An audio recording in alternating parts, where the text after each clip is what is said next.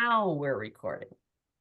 Thank you, everybody, for joining us. This is actually the third year in a row that we're doing a virtual presentation to kind of set the tone and get us ready The for our lady annual before, conference. before And she said she has some small I'm chairs very, very that happy that broken.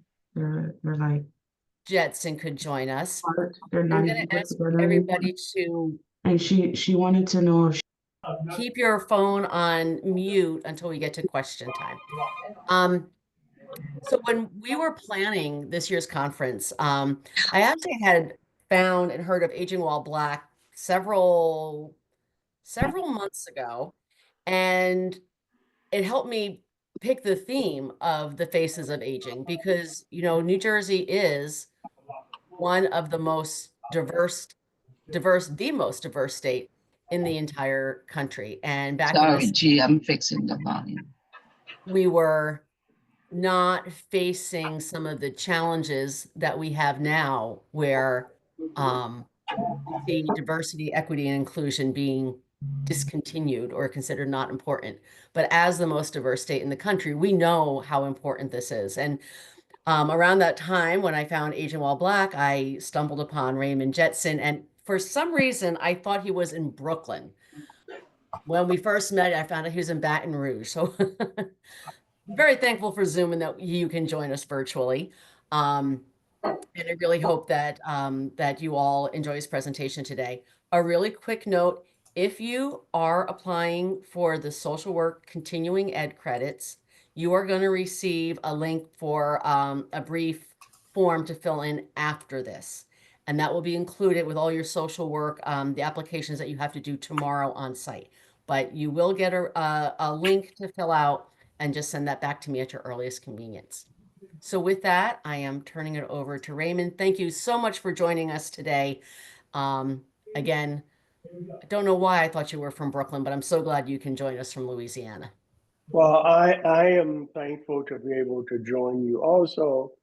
I was actually in New York a couple of weeks ago. Uh, didn't make it to Brooklyn, spent quite a bit of time in Harlem, uh, but I enjoy this country that is ours. I am grateful for you reaching out to me. I will share with those of you who are sharing this experience with us that I get a lot of people who reach out to me, and they fit into two categories. One, there are people who are looking for a speaker for their event. And then there is a smaller group of people who are reaching out because they are interested in me being a part of their event because they've taken the time to understand who I am, the platform that I bring forth.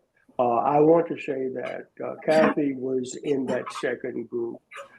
She reached out to Raymond Jetson, and for that I am grateful. I want to begin by acknowledging the theme for today's conversations, the faces of aging. And I will share with you as I begin that I am someone for whom words matter. And it is important to me that it is the faces, plural, and not the face of aging. Because one of the challenges that I believe we face in America today when we consider aging is that we want to talk about the face of aging. As if it is a monolith, as if it is a universally shared experience that we all experience in the same way.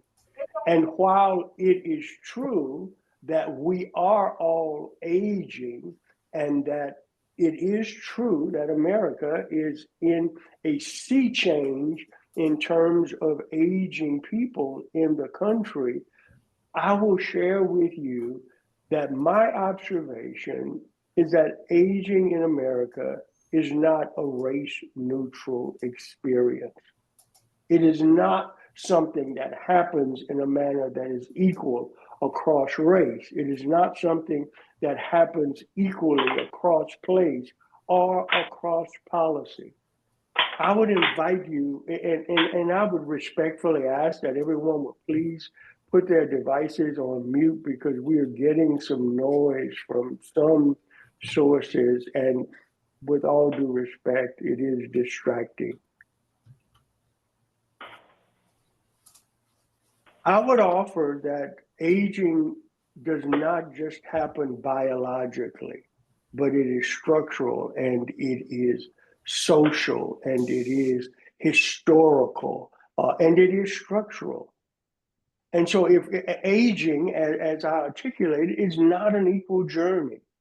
And I'd ask you to focus in on the quote, the statement that is there. You know, to understand the experience of aging while Black, we must not only consider not only the accumulation of years, but the accumulation of injustice. There is a theory that is associated with aging that is the advantage and disadvantage, the cumulative advantage and disadvantage theory.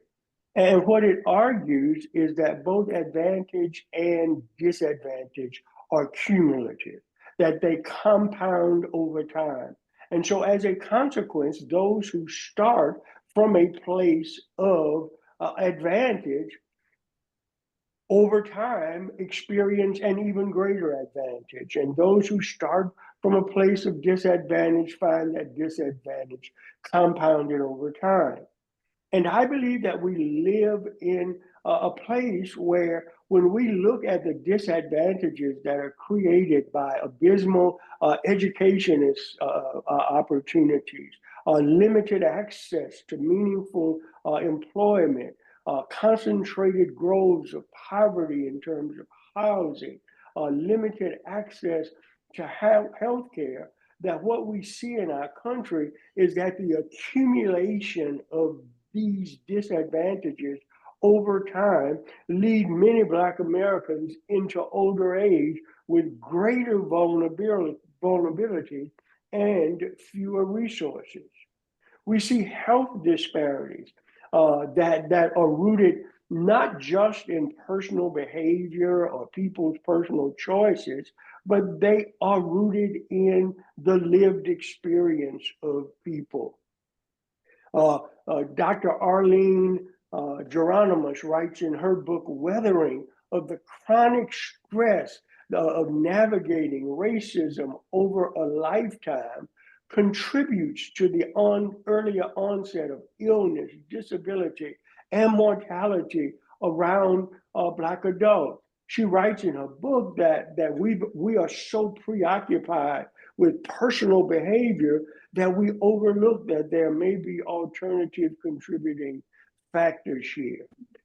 Economically, things are not any better off. We find generations of people who have been excluded structurally by policy and societally reinforced, excluded from opportunities to generate and sustain wealth.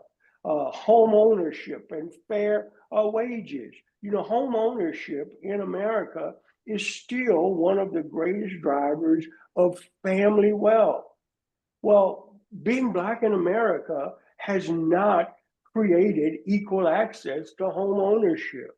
We look back to World War II and the soldiers coming home for the GI Bill and the housing opportunities that were available that Black soldiers were excluded from. And then when people were able to access the resources, the redlining and the community covenants and all of the other artifacts that were put in place that limited the opportunity for Black families to tap into this driver of wealth, home ownership. But while I have started where I've started, I do want to share that the story of Black aging is not one that is simply deficit-based. Because despite all of the challenges that I've shared with you, Black adults are deep reservoirs of cultural wisdom and moral authority and communal care. And these are assets that are far too often overlooked in terms of their value to our communities and to our world. And the aging ecosystem, the systems that support aging in our country, too frequently fail to recognize how the racialized experiences are shaping the outcomes of Black elders. And as a result, we end up with one-size-fits-all policies and programs that overlook the realities of the lived experience of aging while Black in America. And as such, these programs inadequately serve Black elders. And allow me to pause. You will hear me use the term Black elder with intentionality. I believe that the term elder is one of great import.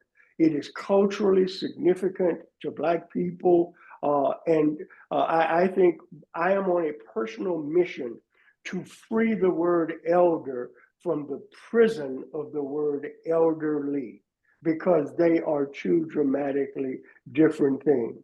And so the second thing that I want to share with you is that our elders actually hold the blueprint for what a better world and a better country looks like. You know, a question again for your consideration. What would our cities look like if Black elders were not just consulted infrequently, occasionally at best, but embedded as architects of community transformation? I believe that one of the greatest challenges we face in social services is designing platforms that center elder voice. Far too often, we have systems and structures in place that treat aging people as if they are only recipients of care. It reinforces a narrative of frailty and loss and isolation and deficit, and does not value the experience, the accomplishment, the cultural knowing that elders bring to us. And so we must design platforms that center elder voice. I would invite you to think, those of you who are in organizations and systems that serve Black elders. Guys, I'm going to pause and ask someone if they would please put their device on mute. We went through all that. For her to be like, you've been doing such a good job as a manager all the time, blah, blah, blah, then I'm gonna leave you. Kathy, do you have the ability to mute participants? Yes, I'm going through and looking for it now. And I apologize, guys, but I find it particularly distracting. I think I got them. Thank you. And so this designing of platforms that center elder voice and creating these scenarios where people are invited to help shape the decisions, not merely receive services, where they have the ability to contribute to creating the world that they are living in. It is important that we value and recognize elders as knowledge keepers. They are critical sources of insight and wisdom, and embedding their experiences into policy, innovation, and program design will only enhance them. One of the things that I share with people often as we wrestle with this turbulent environment that we find ourselves in, however you tend to view it, I think what we can all agree is that it's a turbulent time.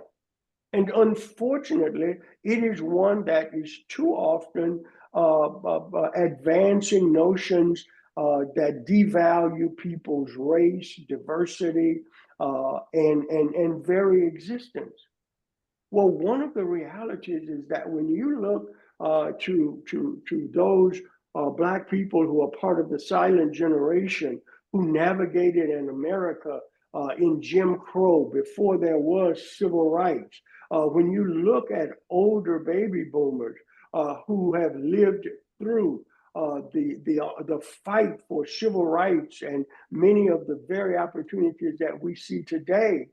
This is not our first time seeing this movie. And there is a wisdom and an insight that is helpful in understanding how to navigate these environments, not just for Black people, but for all people. But it requires us valuing the knowledge that they present to us. I would share with us and Kathy, I'm still on the elders holding the blueprint at this point. It is important for us to bridge the generations with intention.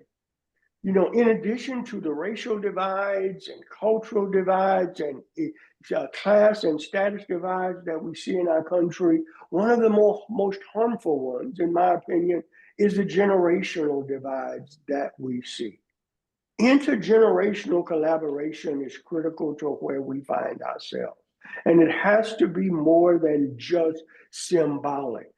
And so it becomes vital that institutions and organizations and anchors and social organizations facilitate mutual learning between young and old so that both generations are strengthened. One of the things that we put forth in Aging While Black is this concept of reciprocal wisdom sharing, where the wisdom of the elders is meshed with the ingenuity of younger, and that knowledge shared is shared in both directions rather than a single direction. And so it becomes critical that we bridge these generations. And as we are seeking to change this world, that we disrupt ageism through media, through research, public discourse. All of this must reflect the diversity of aging in ways that not only strengthens the generations, but also disrupts the behavior that minimizes the value of older Black people and older people generally. The last thing that I want to say about our elders holding the blueprint is that we have to leverage spaces and practices that are rooted in community. And so community gathering spaces such as churches, cultural centers, barbershops, beauty salons, libraries, all have to be recognized as critical hubs, part of the village, if you will, that encapsulates aging Black people in our country to ensure that they have an opportunity to thrive. And so we then move, having considered that aging is not an equal journey, and believing, or at least I put forth the argument, that our elders hold the blueprint. The third is being able to move from acknowledgement to action. You know, one of the things that I have found is that we have moved the conversation forward, but the ground beneath our elders remains uneven. In the words of my great-grandmother, who along with my great-grandfather were the wisest people that I've ever known, we are talking the talk, but we're not walking the walk. And so acknowledgement is increasing. There are more folks recognizing the importance of diversity, even in the face of a federal, a government and societal attack on even the notion of diversity, where the mere mention of diversity and equity is tantamount to a criminal offense in our country. There's still those who recognize the value of aging that is shaped by race and class and the importance of these conversations, but the acknowledgement has not been matched by systemic change. The words have been beautiful, the realities not as much. And so there are many institutions and organizations and funders in the aging space who were incorporating equity frameworks. But in too many instances, these efforts were performative, not transformative. And we're at a point where I believe that all of those who are committed to fairness and justice in America must lean into transformative rather than that which is performative. The broader conversation has to evolve to truly challenge the assumptions of this universal aging experience. We don't all experience aging in the same way because people don't experience life in the same way. I travel across this country, and if you tell me the life expectancy, the educational attainment, and the wealth levels of a zip code, I can tell you, generally speaking, whether there are Black people or white people who live there. Now, obviously, when you look in some communities, there are outliers to that. But generally speaking, people experience life very differently in our country. And we have to acknowledge that and allow that to be a part of the narrative that we put forth, particularly when we talk about aging. One size does not fit all. All of the cookies are not the same, so a cookie cutter approach is not sufficient. We must design strategies that respond to the diverse realities of aging people in America. And we must do so in ways that honor and respect people's culture, their lived experiences, their communities, and their institutions. I ought not have to disassociate myself from my very identity and everything that is a part of my life in order to access your social services. I should be able to show up as my full and authentic self. But unfortunately, in far too many rooms, there's not enough space for Black people to show up as their full selves, particularly in aging spaces. And so I believe that we are at a place where a radical reimagining of what is possible is necessary. And that's the final piece of what I'd like to talk to you about. The path forward is not a return to what was.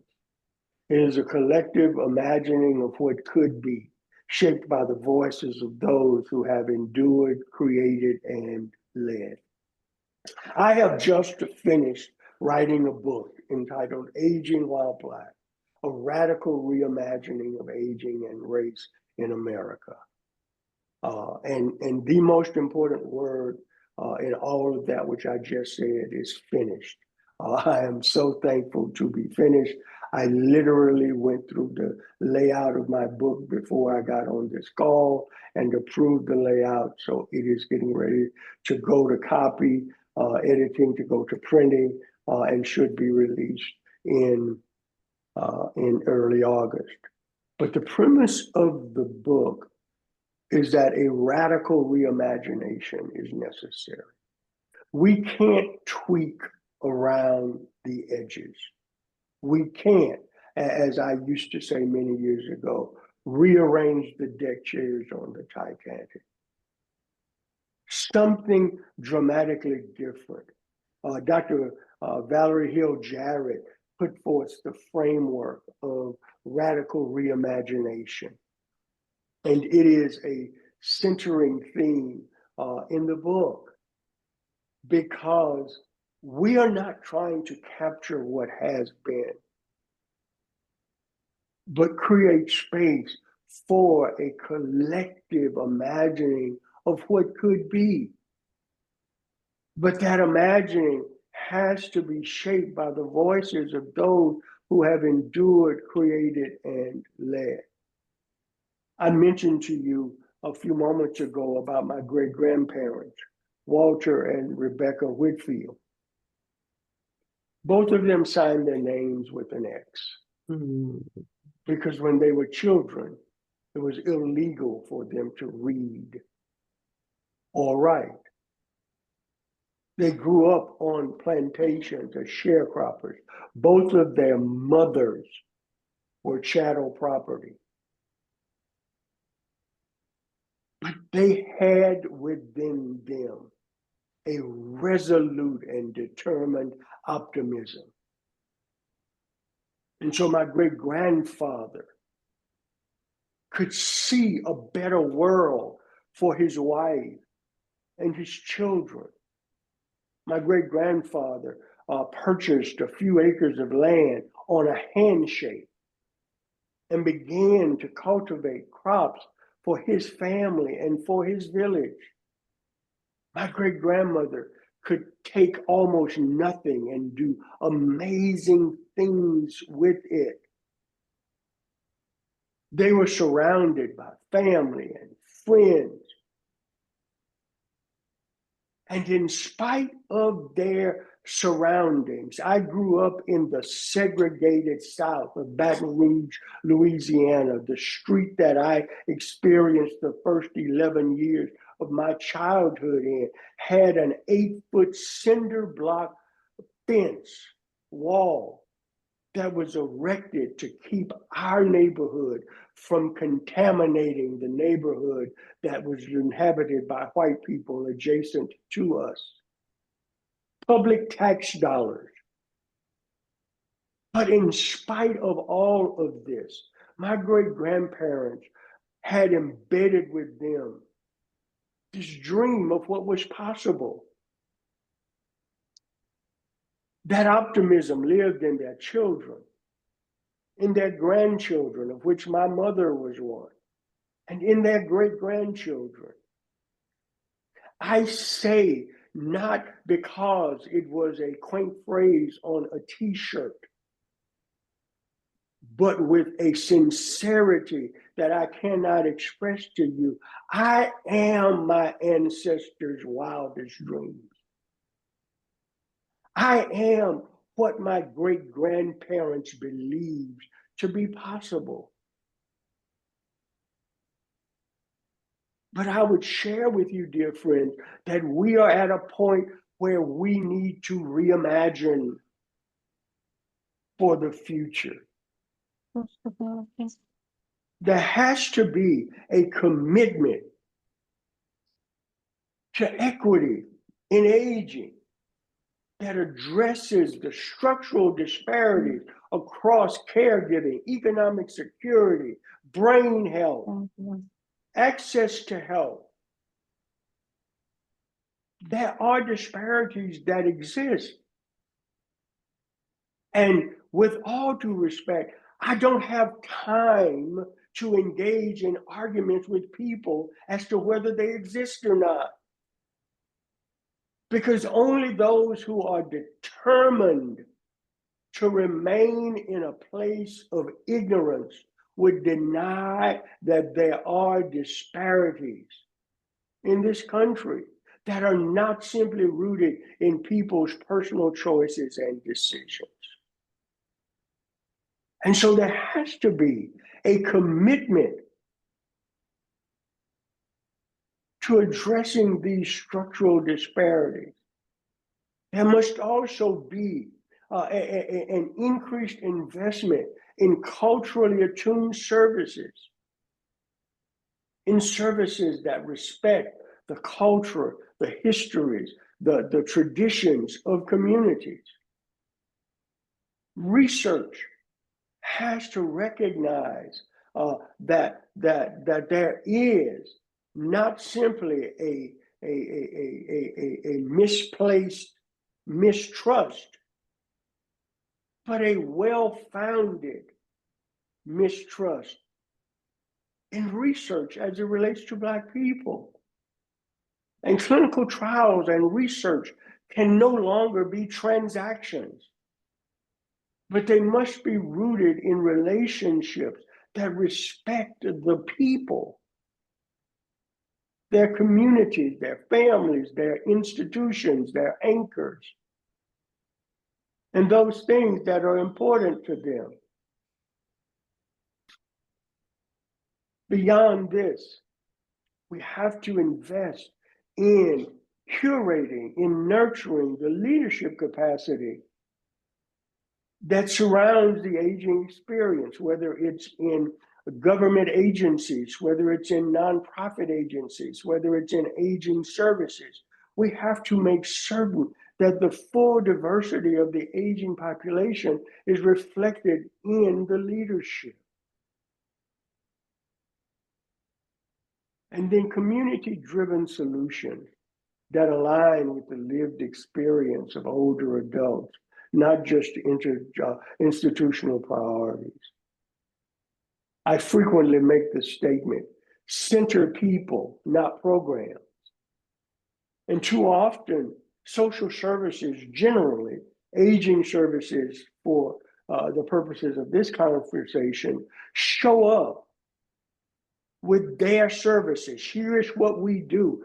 Here is how we do it.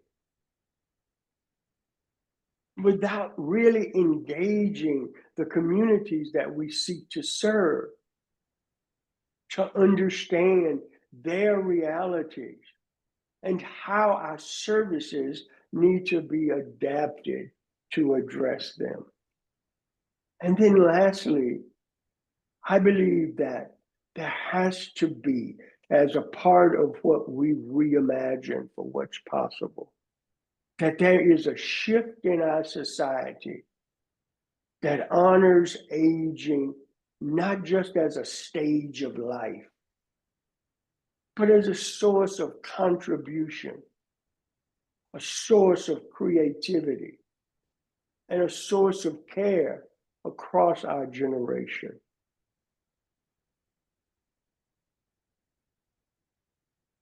I believe that that's possible in America. And I'd hope you join me in radically reimagining the faces of aging in America. Thank you for listening to me for this time. Thank you for allowing me to share with you. I would be more than happy, Kathy, to answer any questions if there are any for me. Yes, thank you so much. And I just want to say you always have a home in New Jersey if you want to. Come here and join us. That was inspiring. And one of the things that really stuck with me is that the difference between transformative and performative. And I think that's something so important as we, as our conference attendees and all our partners that we work with in aging, really need to consider. I think we're trying at, but there's more intentionality we need to put into that. So I was going to look at some of the chats and I wanted to say if anybody has a question, would you raise your hand and I will call on you. And Adrian, I see Adrian's hand up first, so I'm going to unmute you, Adrian. Adrian is also one of our speakers tomorrow. We're looking forward to hearing her.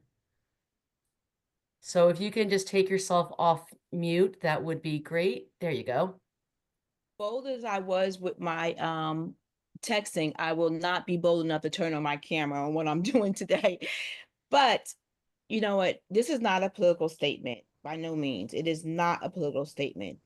But having entered into the healthcare field in 2017, I really have witnessed positive changes in New Jersey as it relates to healthcare and seniors in particular. You had work being done under, I mean, a lot of bills and things came out. I'm not going to quote them, you know, under our legislators. We had First Lady Tammy Murphy doing some work with the seniors and collaborating and putting resources together. I always tell people, I think that we're in a good place in New Jersey, not that we don't have work to do, but we also are, looking at, oh, your face is beautiful, sir. But we also are looking at, we're in the process of electing a new governor, right? A new leader of New Jersey. And so at this point, we haven't even gone through the primaries. And so at this point, what should our questions be? What should our requests be? Because I'm certain that as much progress we've made, and I'm thinking in terms of like I don't know if you could tell or not. I'm gonna be bold and turn on my camera for a second just so you my beautiful face. But I'm still in my pajamas. Forgive me, crowd. So I won't wear my pajamas tomorrow. But my question is, as you're talking, I resonate with everything that you said. And I'm thinking not only from a Black perspective, but I'm also thinking in terms of like our LGBTQ community, all of our different communities that have, all of our minorities. How do we bring these conversations up so that as we move forward, you know, we all have a voice. We all are part of from the bottom. How do we do that? What are the questions that we ask? What do we do because we're Sure. at such a, a, I don't know the word, but such a time that we need certain leadership. And as Kathy has shared, with all the changes that are coming from our federal government down to New Jersey. So allow me to answer your question in a broad way. But first of all, you touched on other communities, for example, LGBTQ plus and others.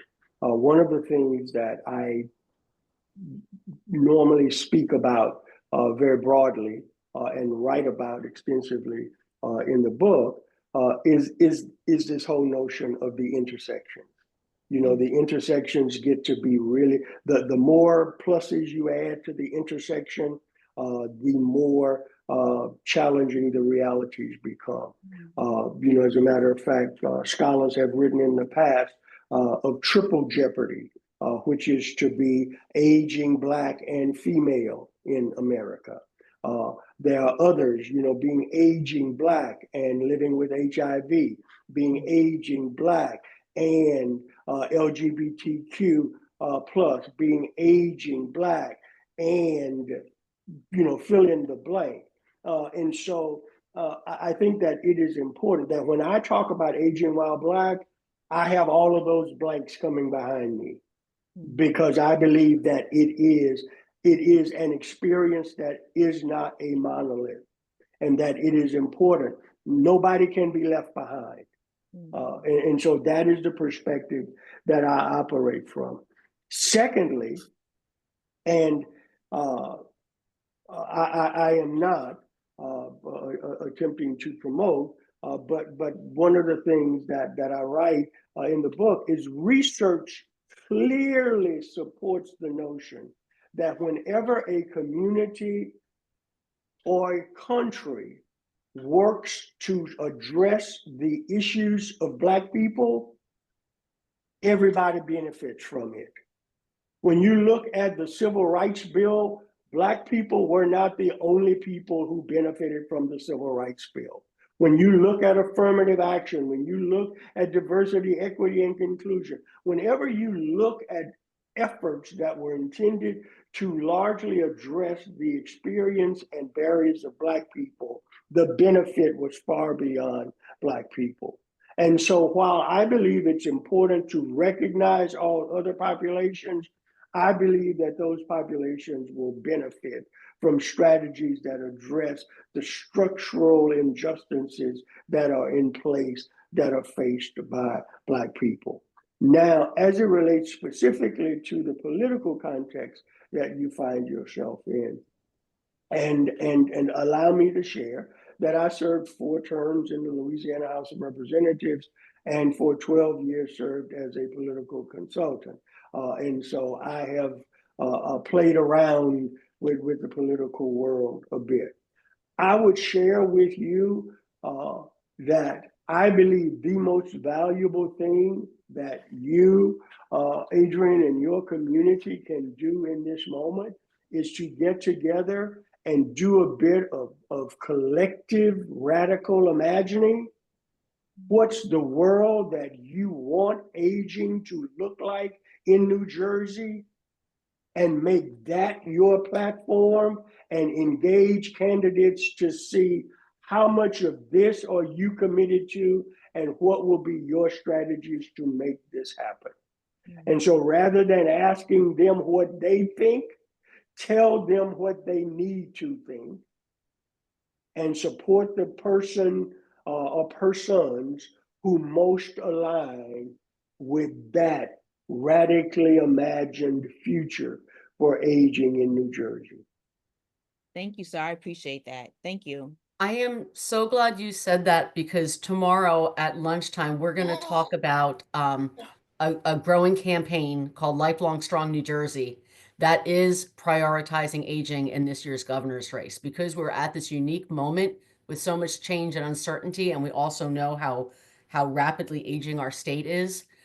This campaign is doing that. We're meeting with candidates. We're going to really push that so that whoever wins will make aging and a multi-sector plan for aging the top of their agenda when they come into office. And Raymond, you and I did not talk about that, but that is exactly what we hope to do with that. Not hope, what we will do with that.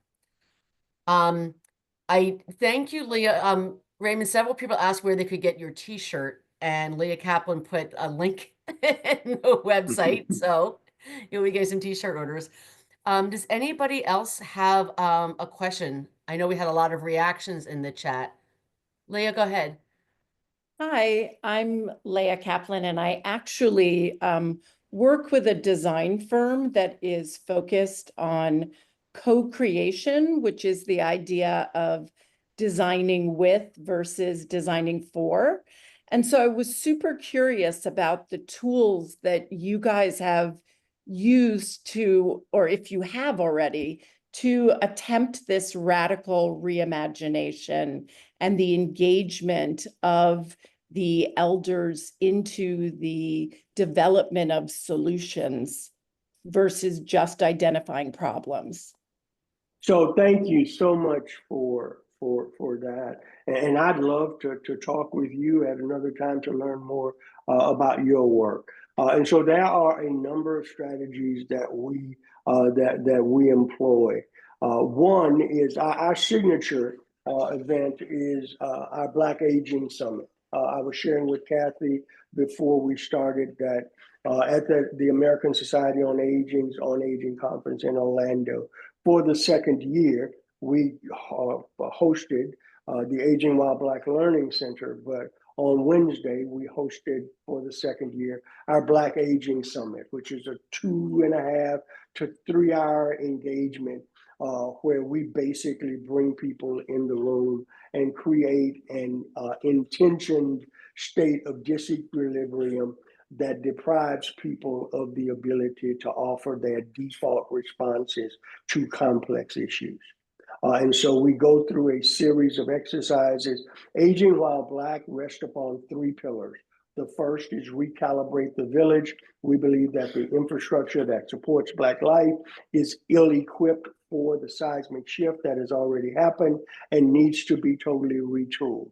The second is embracing innovation and rapid change. And so how do we use innovative practices, technology to enhance the life and well-being of aging Black people? And then the third is leaning into Sankofa, this notion, this West African concept of making benevolent use of the past in order to enhance the present and the future. And so typically we design our summits around those 3 pillars. No 3 are the same. And so we have these exercises that allow for collective wisdom to emerge from tables through a number of interactive exercises. As a matter of fact, I'll be in Denver next week. We have a Black Aging Summit in Denver. We will be doing summits in 3 cities in California. We are starting conversations in Chicago and had conversations yesterday with both Detroit and Philadelphia about hosting these summits. And so that's our first two. The second is we have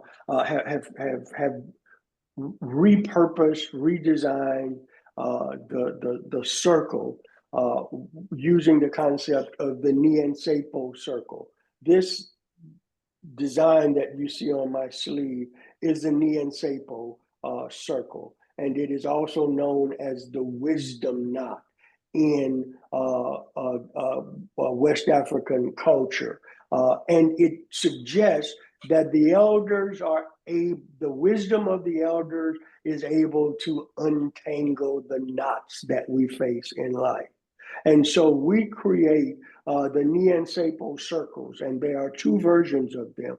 One of them is where we bring elders, Black elders, around a table, and we have a series of discussion prompts that's intended to create conversation and elicit from them their versions of the world they want to live in. We also have an intergenerational version of the Nyansepo circles that we also use. And so those are 2 examples of the devices that we use to extract. We also, even when it's not the Black Aging Summit, we design engagements to elicit information from the people that we engage. One of the standard statements that we make in Aging While Black is that we value the wisdom that is in the room, not at the front of the room.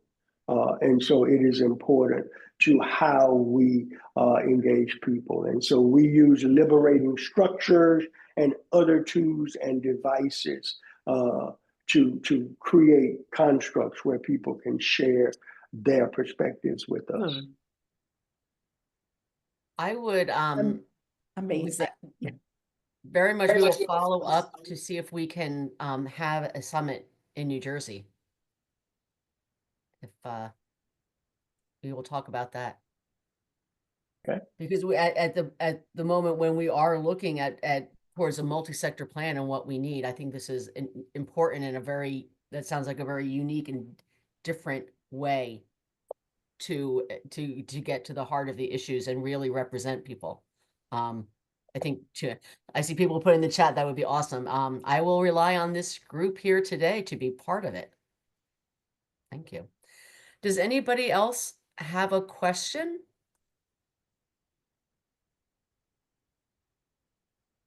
I think that's it. We might let you off the hook now. This has been absolutely inspiring, and I'm so glad that we connected. I'm very grateful that you were able to join us today and share this. And I hope that we will be in touch again soon and stay together for a long time, because we need this now more than ever. And thank you for setting the tone for our conference. Sorry you can't be with us tomorrow, but this really, I think, as people put in the chat, this really changes our mindset, and we will go into it with open minds and new perspectives. And I'm looking forward to a great day tomorrow with everybody. Well, thank you, Kathy, and to all of the folks who are here. Thank you so much for honoring me with the greatest gift you could, which is your time. Thank you. It is an investment. You won't get it back again, and I hope that you leave this call feeling as though you made a good investment. And so thank you for the opportunity. Thank you. All right. We will let you go. Appreciate your time so much. And everybody else, I look forward to seeing you tomorrow. Have a great day, everybody.